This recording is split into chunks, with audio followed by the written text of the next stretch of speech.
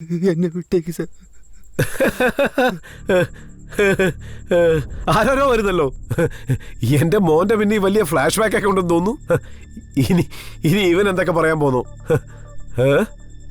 ചോദിച്ചു നോക്കാം.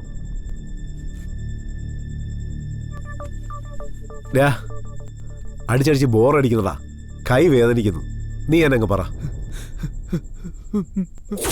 നിങ്ങൾക്ക് സമ്മതമാണെങ്കിൽ ജമുനയെ ഞാൻ നിങ്ങൾക്ക് തന്നെ രണ്ടാം തരമായിട്ട് അങ്ങ് തരാമെന്ന് കരുതുക. ഞാൻ പറയുന്നൊന്ന് ക്ഷമയോടെ എനിക്ക് പറ്റില്ല. ഇനി അവനെ കല്യാണം കഴിക്കാനുള്ള കാര്യവും പറഞ്ഞ് ദയവ് ചെയ്ത് എന്റെ മുൻപിൽ നിങ്ങൾ വരരുത്.